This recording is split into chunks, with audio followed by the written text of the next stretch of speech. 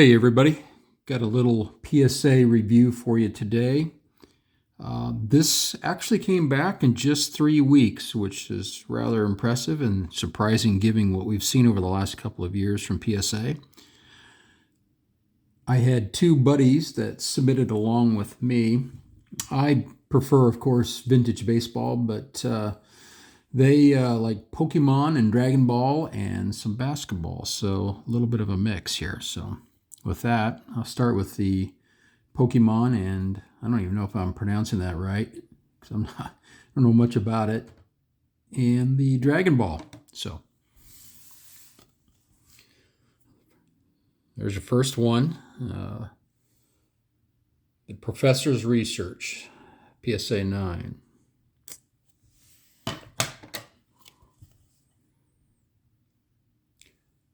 Radiant Charizard, PSA 9 from 2022. Another Pokemon, 2020 Pokemon Nessa. Got an 8 on that one. Dragon Ball from 2020, Gemmet 10.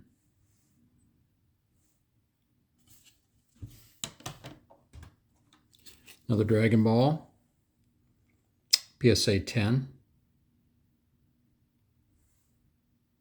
They're kind of neat cards. Again, I don't know anything about the game.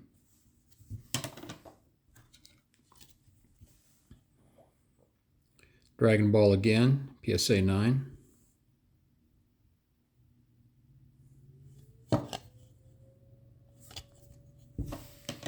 Moving into some basketball.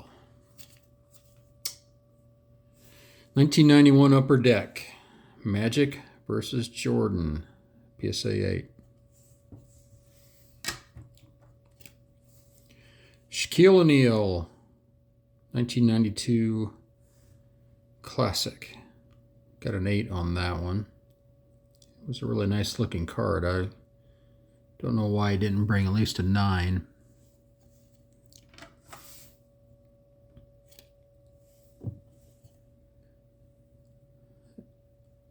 So 1991 Skybox USA Basketball Team Card, PSA 4. I don't know if you guys can see it, but the edge looks beveled and there was a crease. My buddy and I both looked at these cards before we decided which ones we'd send in for grading. I can tell you, well, I can't imagine that both of us would have missed that really rough edge. And again, it's probably really hard for you guys to see it. Under a certain light, you can see it much better, but I've already went ahead and submitted a claim to customer service at PSA. I have to think they damaged this card. I just don't know how I or my buddy Alan could have missed this. So, but it's beveled and creased. Can't really see it very well like this, but maybe slightly if you look there. Right here. That top edge though is, as I said, very beveled-like, almost like it got caught in a press or something. Anyway, I submitted a complaint or whatever it is with PSA, so we'll see what happens. Upper Deck, 1991, Michael Jordan, PSA 7. I mean, it's off center a little bit, left to right, but it's a nice looking card. I looked at it under a jeweler's loop again. I don't know why I didn't at least bring an 8. I should say, actually, I looked at these and kind of predicted what I thought the grades would be. On this particular one, I actually thought it was going to be a 8, so not sure what happened. I should have mentioned going back on the other ones here too, the Shaquille O'Neal, I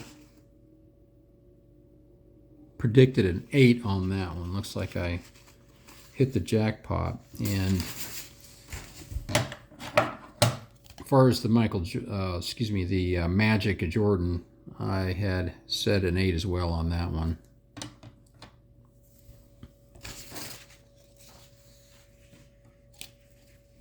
Nice looking card, Michael Jordan, 1991 Hoops. This particular card, I thought it would bring a 9, and it looks like I was right. On the other Michael Jordan, same card, this one was 10, and I had thought it would bring a 9.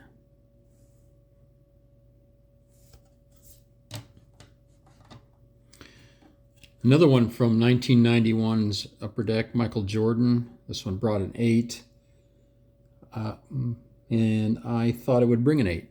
So got lucky there, I guess. Ken Griffey Jr., 1990 Topps, Rookie Cup. I always like those. Those kind of neat. PSA 8.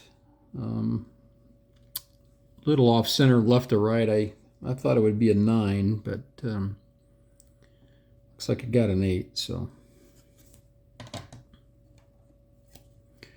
1990 Fleer, Michael Jordan, PSA 9. I thought it would bring a 9, so that looks good.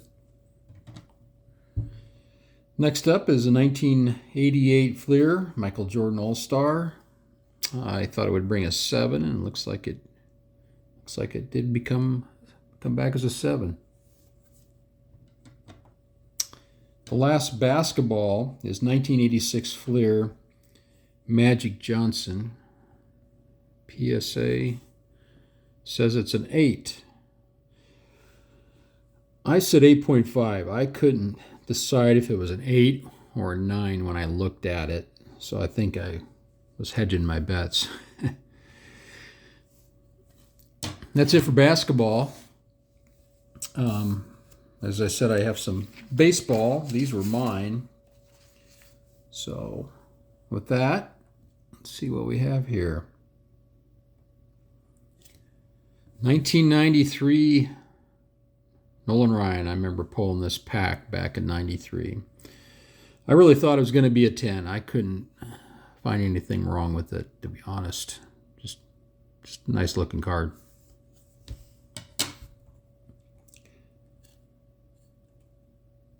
Next up was a Rickey Henderson from 1984. Again, a nice looking card. Pretty good on centering, maybe a little off top to bottom. I thought it would bring a 9, but didn't quite get there. 1994 Nolan Ryan, PSA 8. I thought it was going to bring a 10, to be honest. Just not really much wrong at all with this card. Maybe slightly off center, right to left. But I don't know. Good looking card.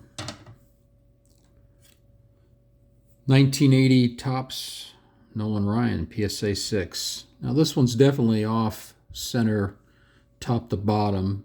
It's not horrible. PSA 6. I don't know why I wouldn't at least bring a 7. A little surprised with that grade. I thought it would bring an 8, to be honest. I don't know. I'd say that ain't right.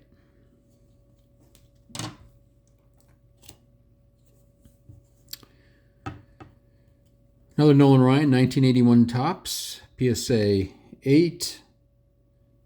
I thought it would bring in an 8.5, so I can live with the 8, I guess.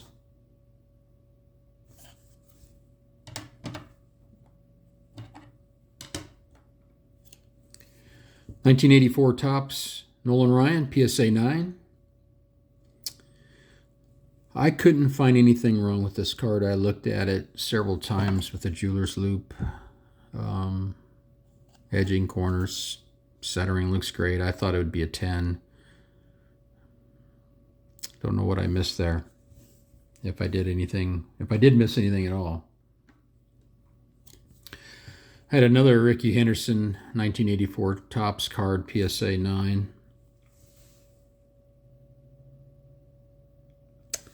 Good looking card. I really felt both of those 84 Topps Ricky Henderson cards would bring 10s. Perhaps slightly off left to right, centering wise. But good looking card.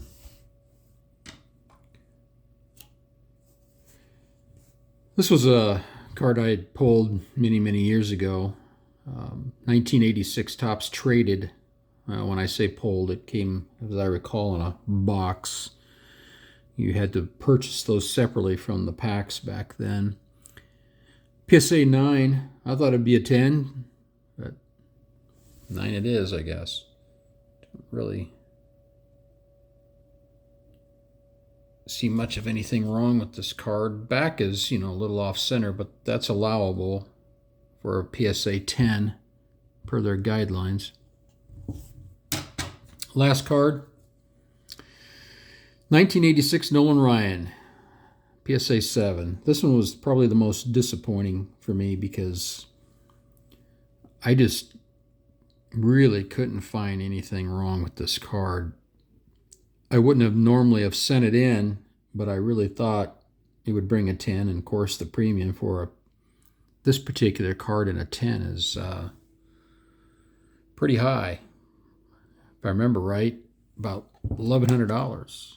So, yep, centering's off on the back, but again, I think PSA allows for that in their grading. Well, that's all the cards. This one here I'm probably the most disappointed in. I'm going to say that one just ain't right. All right, thanks for watching, everybody.